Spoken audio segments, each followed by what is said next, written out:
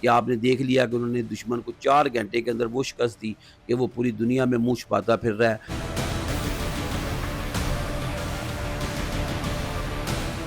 اور آج پاکستان کی اہمیت کو دنیا نے سمجھا ہے، یہ سارا کریڈٹ فیلڈ مارشل سید آصف منیر کو جاتا ہے۔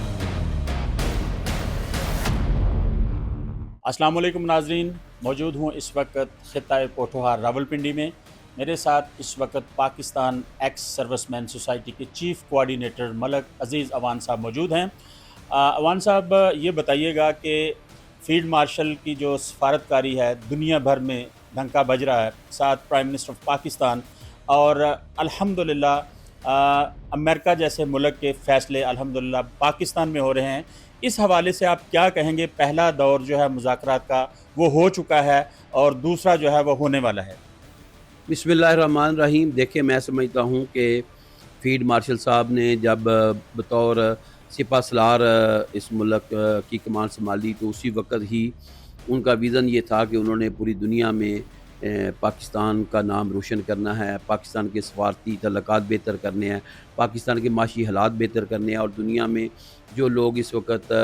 ہندوستان کے پراپوگنڈے کی وجہ سے پاکستان کو اس وقت شاید یہاں پہ آنا نہیں چاہ رہے، تو ان کو قائل کرنا ہے کہ وہ پاکستان آئیں۔ تو میں سمجھتا ہوں کہ الحمدللہ دن رات کی فیلڈ مارشل کی محنت نے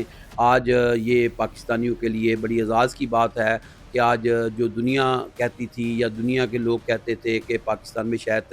ہندوستان کا موقف ٹھیک ہے کہ پاکستان میں دہشت گرد ہو رہی ہے یا دہشت گرد موجود ہے یا پاکستان دہشت گردی کی سپورٹ کرتا ہے، تو یہ چیزیں آج خاک میں مل گئی ہیں، اور الحمدللہ آج پاکستان کا پوری دنیا میں امن کے حوالے سے نام لیا جا رہا ہے، اور پاکستان چاہ بھی رہا ہے کہ دنیا میں جنگ نہ ہو، اور پاکستان اس چیز میں دن رات لگا ہوا ہے کہ کسی بھی طریقے سے ان کے مذاکرات کامیاب ہوں۔ پہلا دور پاکستان میں ہونا یہ بھی ہمارے پاکستان کے لیے ہمارے لیے بڑی فخر کی بات ہے کہ امن کے حوالے سے جو پہلی بڑی ایک بیٹھک ہوئی ہے وہ اسلام آباد میں ہوئی ہے، اور انشاءاللہ دوسری بھی ہوگی، اور یہ کریڈٹ بھی پاکستان کو ہی جائے گا کہ پاکستان یہ امن معاہدہ کرانے میں کامیاب بھی ہو جائے گا۔ اور الحمدللہ ہمارے فیلڈ مارشل نے ہمیشہ اس طرح کے کام کیا جس سے پوری دنیا میں پاکستان کا نام روشن ہوا ہے، اوورسیز کی ہماری عزت ہوئی ہے، ہمارے پاسپورٹ کی عزت ہوئی ہے۔ تو پاکستان ایکس سوسائٹی تو پہلے دن سے کہتی تھی کہ انشاءاللہ تعالی سید آصف منیر صاحب جو ہیں وہ اس ملک کو ایک معاشی طور پہ بھی مضبوط ملک بنائیں گے، اور دنیا میں بھی پاکستان کی اہمیت کو اجاگر کریں گے، اور وہ اس پر کامیاب ہوئے، اور ہم اس پر ہمیشہ فخر کرتے ہیں، اور ہمیں ناز ہے اپنے فیلڈ مارشل پر، اور ہم ہمیشہ یہ سمجھیں گے کہ انہوں نے جو اس ملک کو عزت دی، جو انہوں نے اس ملک کی عوام کو عزت دلوائی، جو انہوں نے ہمارے پاسپورٹ کو عزت دلوائی، جو انہوں نے ملک کو معاشی طور پر مضبوط کرنے کے لیے دن رات اپنی ایفرٹ کی، وہ ہمیشہ ہم بھی اور قوم بھی ان کو سلام پیش کرتی رہے گی۔ ملک صاحب، اب یہ بتائیے گا کہ مارکا حق کو 1 سال مکمل ہونے والا ہے، اور انڈیا نے جو ایک گنونی کوشش کی تھی اس کو اس کا منہ توڑ جواب دینے کے بعد افواج پاکستان کا مورال آپ کہاں دیکھتے ہیں سید آصف منیر کی قیادت میں؟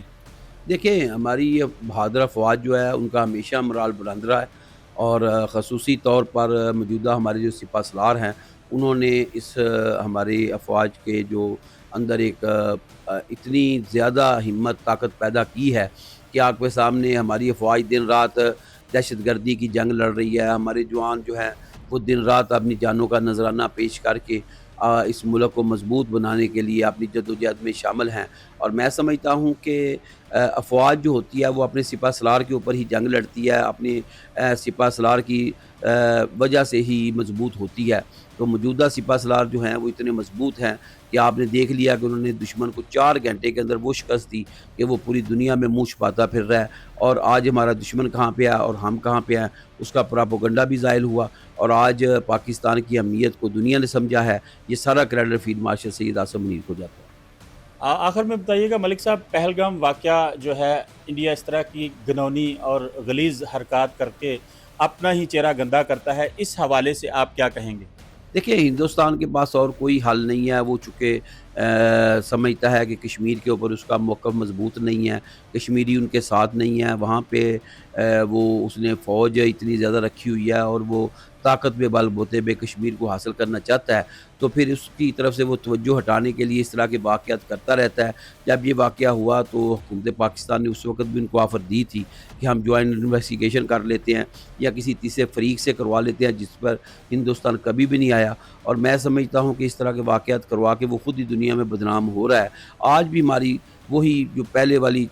آفر تھی وہ موجود ہے کہ وہ چاہے جب بھی چاہے تو وہ جوائنٹ انویسٹیگیشن کرا لے یا کسی ایک تیسرے فریق سے کروا لے، لیکن ہندوستان کروانا نہیں چاہتا کیونکہ اس نے یہ واقعہ خود کیا ہے۔ تو میں سمجھتا ہوں کہ اس طرح کرنے سے ہندوستان دنیا میں اپنی رہی سہی بھی عزت کھو رہا ہے، اور اس کو بھی بالآخر اس بات کو تسلیم کرنا ہوگا کہ جب تک اس نے کشمیریوں کا حق نہیں دینا، اس وقت تک یہ معاملات بہتر نہیں ہوں گے۔ ناظرین، جن ممالک کی افواج کمزور ہوتی ہیں یا نہیں ہوتی ان کو صفائے ہستی سے مٹا دیا جاتا ہے۔ ہمیں فخر ہے کہ الحمدللہ رب العالمین ہماری تمام افواج جو ہیں وہ زندہ باد ہیں، اور اس وقت فیلڈ مارشل سید عاصم منیر کی سربراہی میں الحمدللہ متحد ہیں، اور ملک کا جو دفاع ہے اور جو ملک کا مستقبل ہے وہ یقیناً محفوظ ہاتھوں میں ہے۔ پاکستان زندہ باد تھا، پاکستان زندہ باد ہے، پاکستان زندہ باد رہے گا۔ میں ہوں سید محمد یاسین ہاشمی، دیکھتے رہیے ہماری ویب۔